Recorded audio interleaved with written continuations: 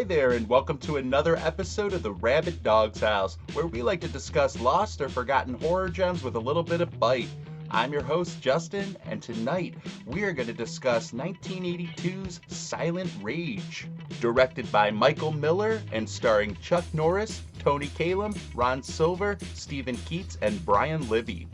Sheriff Dan Stevens is called to the scene of a gruesome crime committed by mentally ill man John Kirby. After being shot, John Kirby is transported to a local high-tech institute where his psychiatrist Tom works alongside geneticists hoping to create an invincible human being. Believing they have nothing to lose, the doctors make the unfortunate decision to test their new formula on John Kirby. Meanwhile, Sheriff Dan is romancing Tom's sister Alison when their weekend plans are soon terminated as the formula worked too well and the now indestructible yet homicidal John Kirby is on a murderous rampage to take revenge on all those that have wronged him. Silent Rage is a unique entry in the catalog of 1980s slashers, a strange but effective balance of over-the-top acting, Chuck Norris martial arts, and the early 80s style of horror flicks all in one film. Silent Rage is for horror fans that enjoys early 80s slashers in combination with exploitation films and martial arts action. Also joining me tonight is my amazing co-host, Zena Dixon.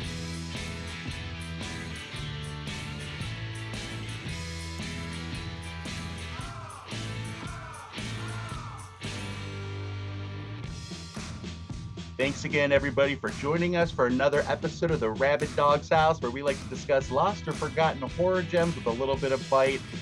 Tonight, excited because I believe this is my fabulous co-host, Zena, first time watching Silent Rage. How you doing tonight, Zena?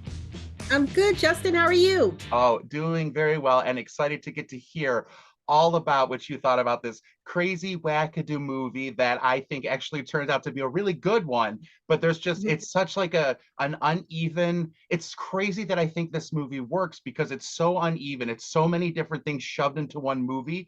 Ultimately, though, what I love about it, well, I'll say this is the first movie I can remember as a child being afraid of. It was the first time a movie had ever scared me. My brothers and my dad loved this movie. Now, they were a bit older than me, and I can remember this though.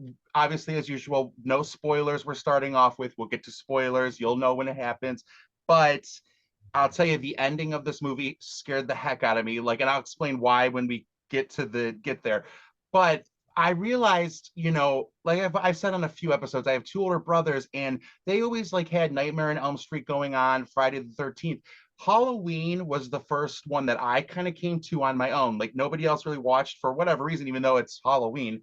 And Michael Myers always terrified me. And I'm pretty sure it's because he reminds me of John Kirby in this, especially like Halloween 2 Michael Myers, the tall, thin, the sort of hair that comes out. And I think there was some sort of subconscious thing. So when I really watched Halloween for the first time, I was about 14, almost 15, 14 though. And he terrified me, and I wasn't quite sure why. But this movie scared the heck out of me. But I love the whole concept of it. It's all these different genres kind of shoved together, and it really is a sort of throwback to the Universal era of like Frankenstein versus Dracula. In this, it's Chuck Norris versus Michael Myers. It really has that sort of quality as slashers were really becoming a thing. Halloween 2 was out by this time. And it's such a, I mean, you have some really wooden acting in this, from Chuck Norris himself, from some of the other characters, the scientist stuff. But I also think you have some really good acting into it with like Ron Silver, Toni Kalem's character. Like I think there's some. It's again everything in this movie has a counterweight, something to balance it. And the opening I think is terrifying. The middle, you have this like homage to a very what people I imagine would have expected from a Chuck Norris movie with the whole bar sequence, and it lends itself to all those memes that came out of like don't go into a bar and mess with Chuck Norris or something. Like this definitely was one of those movies that highlighted that. But then right after that, it all of a sudden turns and it becomes a genuine scary slasher, in my opinion. And I think it's a really scary movie. But we'll get into all the details when we get into it because I am aching to hear, Zena, your thoughts on it. I'll just say I loved it. I think it's a crazy movie, but very entertaining and effective in the end. But what did you think about it? Okay, well, spoiler, I loved it. I really, really enjoyed this one. I would always see it on Tubi, which I think we spoke about this previously. I would see it on Tubi all the time, and I was like, oh, I added it to my list, to my queue to check out, and I just never gotten around to it. And I always wondered where the Chuck Norris memes, where did they come from? And this movie is 100% it. First off, I feel like it is so well made. First off, the story is interesting. I feel like it's kind of like Chuck Norris is up against like this supernatural killer, kind of like a Michael Myers or Jason Voorhees. And it sounds good on paper, but the way that they deliver it, that you're able to see it, kind of like what you said, it starts off like, oh, okay, right? But then, things just continue to get more and more like intense and over the top, and it does get very creepy. I'm not gonna lie, there were some parts that did make me laugh, where it's just like, that's, come on, but it's just like the creepy tone of it all is incredible. Plus, there's so many roundhouse kicks that Chuck Norris does, and I want him to be like the sheriff of my town. Okay, I feel protected. I feel protected, but no, seriously though, I really did enjoy this one. Again, I love the cinematography. I love the actors. I felt like it's well done. It does get pretty gory too, so which was surprising. I was expecting more action with this one. Yeah, well, then we'll jump into spoilers then because I want to get into all of it. But yeah, just to piggyback on, it is, again, everybody, spoilers. I warned you. You know now, spoilers. Look at the picture on the screen, spoilers. It is a really well-made movie. And for having all these sort of elements that, like, it could be too much.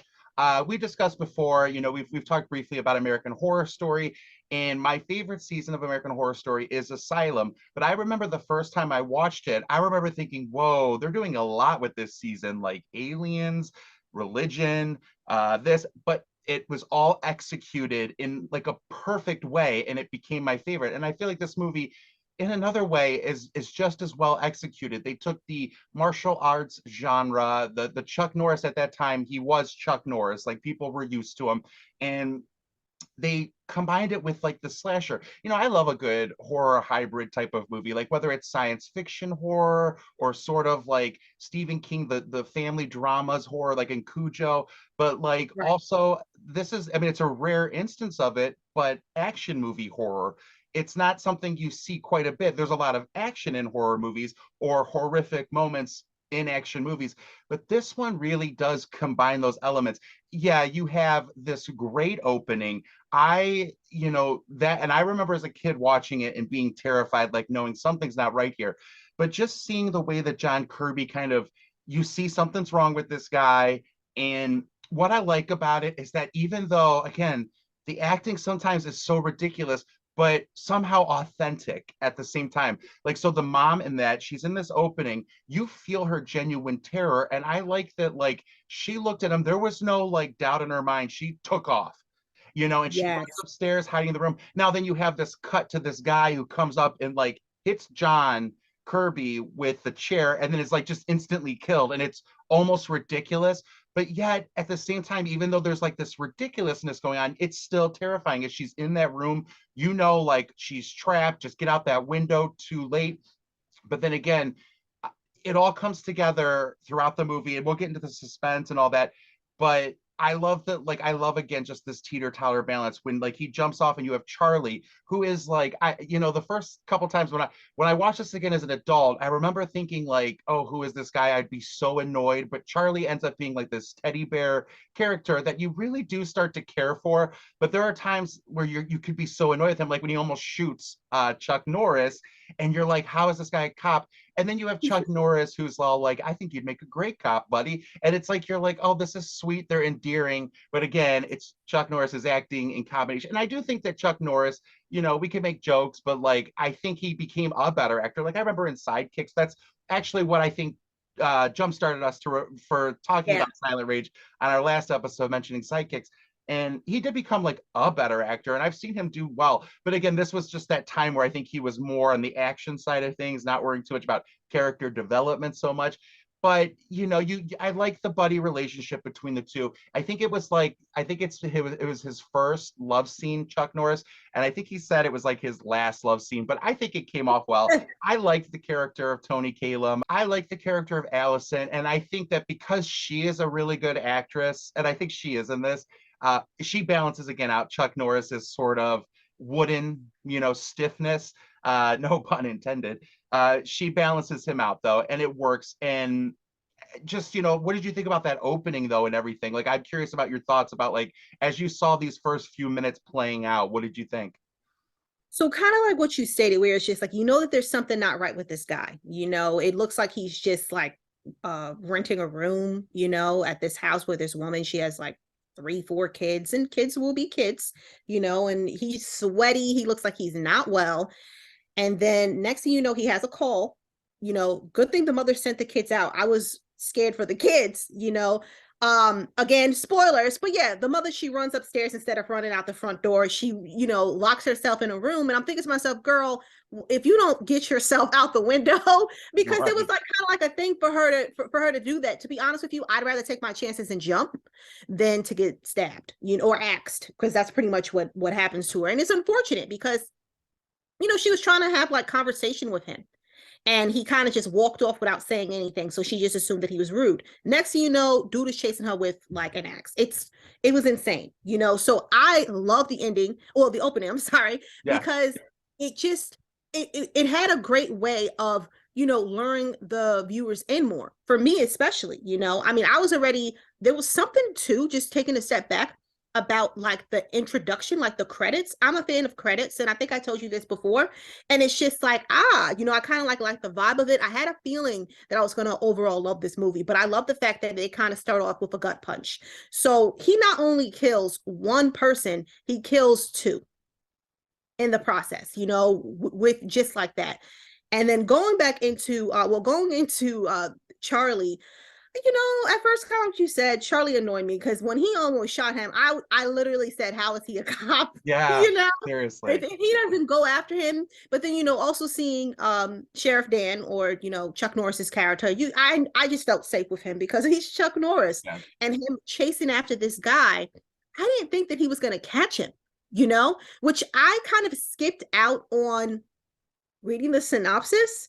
You know, I probably read it, but it was like a long time ago, so that's why it was added on my queue and everything like that. So just the fact that, you know, he he captures this guy, and then it doesn't stop there. Okay, Right. gets arrested, he gets in the car. You think, okay, I guess he's gonna find a way to escape out of jail. I don't know, because this can't be it. He somehow rips off the handcuffs, kicks the, I mean, the door goes blowing off. Okay, and yeah, within that process, because there were other cops around, they shot him, and he's pretty much almost dead, you know, on the verge of death. And yeah, he's transported to the Institute, which I think is such a, that's a name, you know. And yeah, then again, it doesn't stop there. So it's kind of like what you said, where it's just like, it just keeps on, as time goes on, it keeps on leveling up. It does. It really does. And I'm glad you said, yeah, the even just the very, very opening, just the way it kind of is on that like stained glass window, that scared the heck out of me when I was a kid. And now hearing it, I love any sort of, I mean, one thing I love about like the show Stranger Things is the music. I have to always watch the opening credits, but this is one of those movies. This and Firestarter, I think, are two of the best examples of like what people expect now from Stranger Things with music from 80s horror movies. And this one really does it. Even though, again, it wasn't per se marketed as a horror movie, it does have, it belongs in that school. It has the music of like, you know, I wouldn't say it's as iconic as obviously Halloween or Nightmare on Elm Street, but it's good. It's good music in this, and it fits it sets the tone immediately. And yeah, although I think the instant knee-jerk reaction to categorizing this movie would be to say it is action horror, it's also sci-fi horror. I mean, they shove that in there too. I mean, really, Now the filmmakers, they really set on that this wasn't, and their intent wasn't so much to make a slasher as it was to like the Frankenstein element of it. But I think that like it's like Frankenstein in a slasher movie. And I really like that science, that the science part of it too. Like I said earlier, it really is a throwback to the Universal, the Wolfman versus the Mummy, Dracula versus Frankenstein. In this one, it really is sort of like Chuck Norris versus Michael Myers, or essentially Chuck Norris versus Frankenstein, because this character, you know, like you just said, you could see even before he went to the Institute his strength. He was shot still alive. I mean, who is that? That's Michael Myers, you know? And then they Frankenstein him back. So it is sort of this combination there. And again, for such a, you know, it's it never seems like it's overly stretching itself or it's trying to be ambitious, but in a lot of ways it was an ambitious movie to make all these ideas and for it to really work, and in a way that like you as the viewer are like tense and nervous and what's going to happen. But anyway, I just think that's all, you know, it's just such an effective opening that you kind of have to see what's going to happen next, because then like you said, we go to the Institute and it's another sort of what's going on here, what's going to happen. And this, you know, I'd like to get into the performances, but I will say this is where you get to see sort of Ron Silver's arc come into it, because I feel like the movie is Chuck Norris's movie versus John Kirby, but Ron Silver's the sort of other person coming in with his sister Alison, and that brings all the sort of how the movie comes together. And with the surgeons, you see that he has to like fight this guy who is megalomaniacal, has that ego of like wants to use this formula, even though it's like completely unethical, on John Kirby, this man who they think is dead at this point or brain dead. But you have to think this was a madman. To try this on a madman was just a horrible decision. But Right. you have to, in order, you know, that's what these movies do. You have to have those characters and they're going to get their comeuppance. So it's great. But in general, what did you think about the performances in the movie? You know, I really like the performances. Like I said, I don't know if I told you this. I was just probably just thinking it. I didn't grow up watching like a lot of Chuck Norris's movies. Like we Mhm. talked about The Sidekick. I remember watching that one a lot, as a kid. But I thought that he did like a great job with this one. His character is a little bit stiff, but I just took that as okay, that's his trait, you know. Mhm. And then as far as it goes, even with Ron Silver, there was something about him that stood out. I did want to see more of him, and it's unfortunate, what happens. And then as far as it goes with, I want to talk about the mad doctor, Dr. Phillips, or just Yeah. call him Philip. Out of all the people that you could have, tried your experiment with, you're gonna choose the psychopath who just killed two people. Maybe wait. I'm sure that somebody else will come in, that you can try it out on. That's what I didn't get. But I love the fact that he waited until Tom left and then he's just like, no, we're gonna still try it. And it was just, he says a line that's insane. Something where it was just kind of like, we don't have human morals, or I don't care how many people he killed. I don't care if he killed 100. We're scientists. And it's just Yeah. like, what? Yeah. Nuts. Like, Yes. so it's just like he didn't care at all, like about that. Also just going back to Toni Kalem. It's either Calum or Callum. I'll Okay, go well, either all right. Well, one. let's just call her Alison. Alice. Alison, I liked her. I liked her, Yeah. and it's like at first I was thinking when she stopped, Dan, like the sheriff in the hallway at the institute. I was just thinking like if you guys don't have like a great like relationship, why would you even stop? I was like, oh, okay, because you still have feelings for him. So Mhm. that's the vibe. That's the vibe that I got. But it's like, go ahead, girl, do your thing. But yeah, like I really like the performances. Like I said, some of it is a bit over the top. Yeah. But I just look at that. It's like it's the 80s. And I might even be bold enough to say, just being real with you, because I just like I looked up what horror movies came out in like 82. So it was kind of like the Slumber Party Massacre, this movie called Boarding House, you know. And so I will say this, and this may be whatever. Like, it's not that I hate like the Slumber Party Massacre as an example. I have like a love-hate relationship, but I feel like this movie, it should be up there along with some other ones. And kind of even going back to what you were saying before, if you were to look at this movie, like if you were to look at the poster, it doesn't look like it's a horror. I never imagined seeing Chuck Norris in a horror movie. And even when I said earlier, I thought it was going to be more action. So to my surprise, like you said, it's a horror, but it's also like a sci-fi. There's some wild supernatural crazy things that happen. So again, the performances, so I kind of went all over the place. Really enjoy the performances. And then also with the character Charlie. Charlie's cute. Like he did a great job. Absolutely agree. And I would talk about my end of the performances, and then we'll get into the overall suspense of the movie. But I'll say, I have mixed feelings now as an adult. Like with Chuck Norris, he is sort of stiff in the movie. I think he does a fine job, and I try not to often think about like people's like political beliefs and stuff when I watch these movies, especially a movie that's nostalgic for me. I will say it's gotten harder as I've grown up to watch it because I just know the like way that the trajectory Chuck Norris went on. And I'll just say it's hard for me. I believe that everybody should have their own beliefs, etc. But it's hard for me to hear somebody talk about other people's marriages and putting the Bible behind it when he himself had an extramarital affair and had an illegitimate daughter. It's hard. Like, I'd be like, okay, believe what you want to believe, but maybe you're not the person who should be the spokesman for any of this. And that's where it's hard for me, because then I feel like it takes away this experience for me, because I feel like I'm watching a semi-hypocrite, especially because a character like Sheriff Dan, I don't feel like would be like that. I feel like he's a genuine good guy. He's the type of Right. person who would accept Charlie. And it makes me think that Chuck Norris is somebody that wouldn't accept Charlie. You know what I mean? And so, because I did come to love Charlie. Yeah, the scene where he almost shot Chuck Norris, that was awful, and I was annoyed. The scene at the bar when Chuck Norris has to take on everybody, and Charlie's just mesmerized by that woman's titties, and Yes. but he's like talking to the guy. He's supposed to be calling for help, but he's not.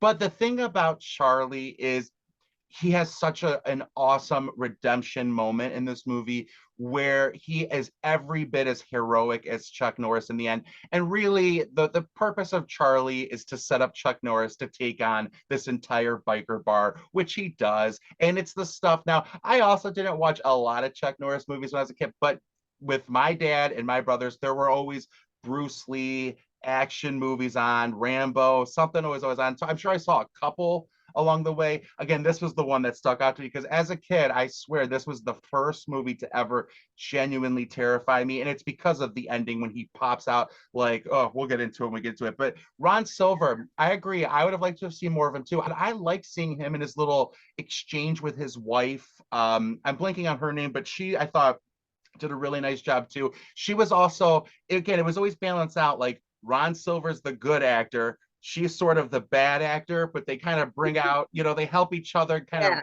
find this middle ground that then is authentic. And again, nothing against her. It's just the little exchange they have was sort of awkward, but it's adorable, but you feel like awkward too. But I also thought she was incredibly effective. But I did want to say for Toni Kalem, I thought in retrospect now, she's really one of the first adult scream queen final girls, if you think about it, like of that era, because it was always teens. I mean, she's supposed to be I don't know if she's not a doctor, but she's like, I don't think she's a nurse. I think maybe she's a secretary, but she's a little bit older. These are all adults, and that's the thing too about this movie, Silent Rage. That's cool. Is it's like an adult horror movie. This isn't about teens in the woods. I love those too, but it's kind of cool. These are all adults with adult situations and concerns and problems that are like faced in a slashery situation. Whereas normally these would be the parents being killed off. This is actually about them, and I think that's kind of cool. But I believe every scream that she has when she is like, again, everything's being revealed. She's kind of the final girl in that role of, in Jason movies, Friday the 13th, where he always hangs bodies up or whatever. It's sort of that. She walks in, finds this body, and I thought she was fantastic, believable, authentic, genuine. She had that sort of playful banter with Chuck Norris, then the terrified screams in the house, but then like kind of came back, but then had to like go into survival mode. And then I loved at the end when she kind of jumps in to fight too. Like I was like, oh, she really goes on this nice fun arc.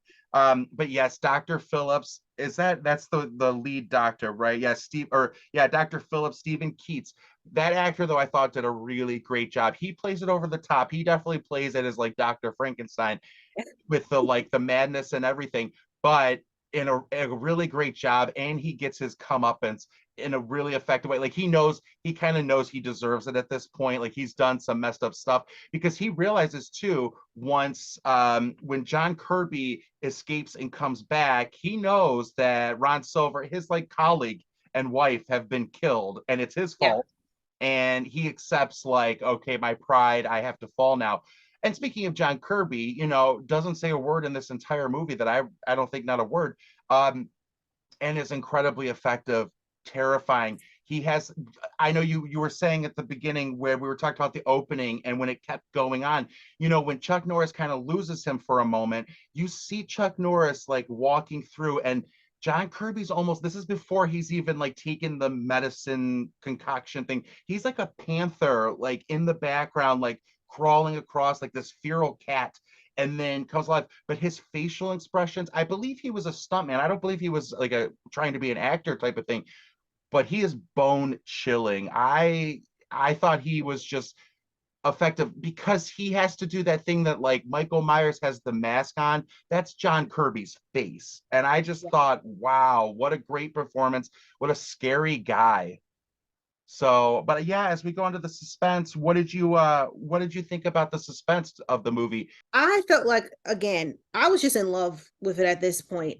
Just kind of touching on this already. You already know that something, obviously, the way the film starts, you know that something bad is gonna just keep happening with it, Even when the scientist Philip, when he decides to like, oh no, I need to try this. This is, he wants his time to shine type of thing. You're just making sure that no one else is coming back in the room to catch him. But then when everything starts to go down, and when we realize with the character John that he is getting up, leaving the hospital and just killing people, it's crazy. Like for me, I was just at the edge of my seat. And then even with the character John, he creeped me out. Like you said, he there was no mask needed. There were no words needed. I'm so glad that he didn't really talk. I really love the scene between him and Philip when Philip realizes what he's done, like especially after like what's his the last colleague that was killed, Paul, tried to get rid of him, but it didn't work. I felt for Paul when he was trying to figure out who it was. I knew, and I was like, just run, Paul, but it was like too late, obviously. So it just keeps on getting worse. But I do love the scene between Philip and John, when, Philip's just like, I've been waiting for you type of thing. Cause he knew his time was coming. He knew that he was going to be murdered by the hands of his creation, of his life's work. And this is what you wanted, type of thing. And then clearly, when you think about it, the rage that was within him, even before he was dead, before he was experimented on, clearly that made it even worse, So overall, I really did love the suspense. So it's like, obviously it's a horror, it's a sci-fi, it's an action, but it is very much a thriller. If you're someone who prefers, that kind of stuff, I do feel like this movie will keep you on your toes, because I never knew, like, honestly, because it was my first time watching it, what to expect. And I love that. Yeah, absolutely. And with the first time I bought this on DVD, like I said, this movie terrified me when I was a kid. Then I really never watched it again because it had scared me. I mean, I think I maybe saw it like 2 or 3 times as a kid, like in the 5 to 6 year old range, that I just didn't watch again. But I finally got it on DVD. I like got the nerve and I was like, okay, it's out. I'm gonna buy it. And this was 10 years ago. And I remember watching it being like, oh, is this going to scare me though still? Or maybe I was just, it scared me because I was a kid. And I was so pleased being a major horror fan by then that like it lived up to all of those fears, and it still scared me a bit. I love the whole sequence from, again, the opening, the bar house stuff is funny, but then like once we get to the house, and that house is really interestingly set up. I like that you do have the traditional POV shots of like the killer coming to the house, and it's John Kirby, and yet it's the same thing as like it's Michael Myers, it's Jason, but like you're still in that shot and it's still scary. And then when she's attacked and you see her go up the stairs, the wife, I used to have at my grandparents' house my grandmother's house, they had the same off of this one room. It was the exact same setup as that attic, the way you go up. Like you could climb into one of the things, the same color stairs, everything. So that always scared the heck out of me. And I always thought it would have been, if I was younger, I would have gone and played Silent Rage all the time, like hiding up in the stairs and stuff. I know it because I love that like thrill. But I think, what gets me the most is the moment when Toni Kalem comes into the house. Ron Silver's done. The wife has been attacked, and she gets it. You think she's survived. You're like, maybe he's gone now, maybe. And when he just he's there at the door. Same thing, Toni Kalem. You now know that he is like, she is so tiny and vulnerable, and he is this indestructible guy. He's just killed she doesn't know her whole family is now gone. And he's like right there just behind this door. And she then, sees this scream, and you're like, just get out of the house. But like, there's no reason she would. So you're like, until she sees it, so you're just worried about him pouncing because he's a pouncer. But then all the way to the hospital, it reminds me of, Halloween 2 is one of my favorite horror movies too. And that hospital sequence, very similar. And I don't think it was like a ripoff or anything, but it had the same, just as effective. And at this time, you don't know what to expect. And you see her kind of hiding here. Love that Charlie comes in and saves the day, but you're like, oh, we've just lost Charlie.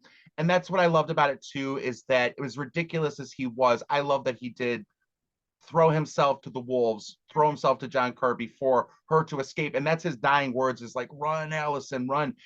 But then you realize she's alone in this hospital, except for everybody he's killing. And it's not, Halloween 2 was an hour and a half movie. You have it down in like 8 minutes. He's done just as much destruction as Michael Myers, killing this person, this person, this person.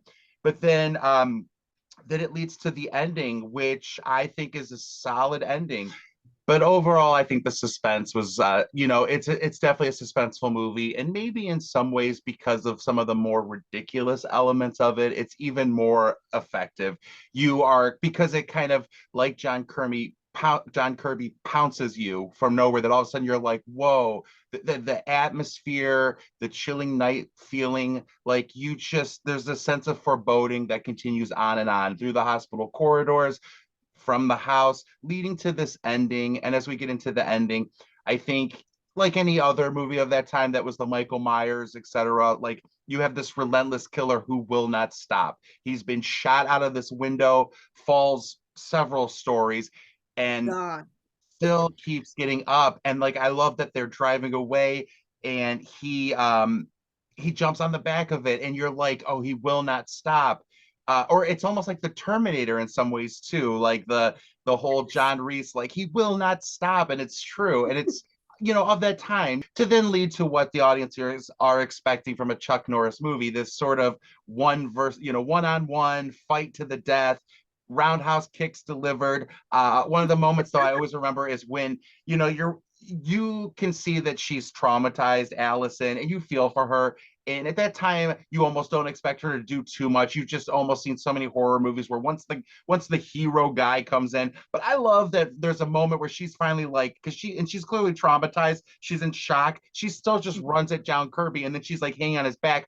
But I think it's crazy that Chuck Norris, that he like dives at John Kirby, but like knocks Alison out too. And you're like, oh, and it adds to the level of intensity, I think, in this ending, where he's almost willing, he accidentally hurts Alison. I mean, she's okay, but like, it's what would happen in real life. Not everything is choreographed. Sometimes, trying to help somebody, you hurt them. And it all leads to John Kirby falling in this well. And I tell you, I don't know what it is about 80s movies that ended on freeze frames, but the freeze frame scared me as a kid so much. The 80s freeze frame. It was one of the Rocky movies also ended with the freeze frame. I think it was Rocky 2 or Rocky 3. My dad always had a whole bunch of VHSs with like 3 movies on each VHS. And I remember like Rocky played the Rocky 2, but one of them ended in this freeze frame. And I remember just being scared. And then they were all from the United Artists logo, and that scared the heck out of me. I mean, I think I was just terrified as a kid watching these, but that too, when he jumps out, because I think at that point, even at like 5, 6, 7 years old, you kind of had the concept of like a movie has a beginning, middle, end. The bad guy wins, or I'm sorry, the good guy is going to win. And in this, the bad guy can't be stopped. And there were no sequels, but they did plan on making sequels. The director or the producers, they had every intent. They're like, he's still alive. Like, we plan on doing it. I think Chuck Norris just didn't get get into the slashery vibe, which, you know, it was the early 80s. By the mid 80s, even then, horror movies were having sort of backlash from Siskel and Ebert, all of that, which I hate because I think we've got some amazing movies even still to come. And I think this was one. But what did you think of the ending, going from the hospital to the whole chase to the one-on-one fight? Love the chase scene so much, like you said, when he's hanging off the car. But the thing that got me, there was a horrible car crash. John's in the car crashes, it explodes, there's fiery flames, he's on fire. I'm thinking, oh, well, this will get him. But then he jumps into water. Then he comes out like he just took a Yeah. dip. And that's like a super scary moment. I forgot you just gave Right. me chills talking about it. Sorry. And then it's just like at this point, I knew that there was going to be a one-on-one like battle, like fight battle. I was expecting some roundhouse kicks, but at this point, there's no other choice but to just do that. But I didn't know how Chuck Norris was going to win, Yeah. But Chuck Norris is our only hope, at that point. Yeah, but technically he didn't really. He won. It's over. But it's just like I wish that they would have did like a sequel or something, because it's just like I'm pretty sure he could have climbed out of that well. I also love seeing, Alison's strength, which was great. At this point, she's tired. She lost all her family.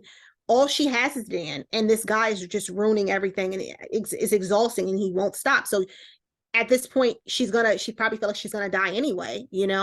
So then with that, my thing is, like I said, just going back to it, I love the ending, like that part when they showed him. I knew that he was still alive when he just burst through the water and it froze. I went, because you knew it was going to happen. Yeah. But it's just like at this point, where is our sequel? Like, like, where is it? I don't understand. Like, I really had such a good time with it. Like you said, it's kind of like the Terminator, Halloween, Friday the 13th, Frankenstein. There's so much stuff that's going on. I wouldn't say it's a movie for first-time horror fans, but people that like an action movie with their horror, right, or like all those qualities, because it does have a lot of those tropes. Like, you have all these different elements, but then all of a sudden the movie dissolves into this chilling, terrifying slasher movie with the music that's effective, these performances that, like, I believe everybody kind of rises to the occasion. I think it's a movie that it's going to be effective for people that just enjoy being scared, seeing some ridiculousness, but overall just being entertained. I think it's an entertaining movie. It's the roller coaster ride. You're going to feel those chills, that up and down, and leave feeling like WTF just happened here. Well, thanks again, everybody, for joining us for another episode of the Rabid Dog's House. What is your favorite Chuck Norris movie? Have you seen Silent Rage? Comment below. Let us know what you think. Thank you, Zena Dixon, the real queen of horror, for joining us as always. You can find Zena over at Wicked Horror on realqueenofhorror.com or under her YouTube moniker of Real Queen of Horror. As always, I'm Justin. You can find me over at Wicked Horror, 411 Pop Culture, or on Twitter at Wicked Horror Justin. Thanks, Zena, for giving Silent Rage a chance. I'm really glad you enjoyed it. Oh my gosh, thank you. I feel like this, I wish I would have watched it as a kid. I would have been just as in love. For sure. And terrified, trust me. Well, thanks again, everybody, for watching. Have a good one.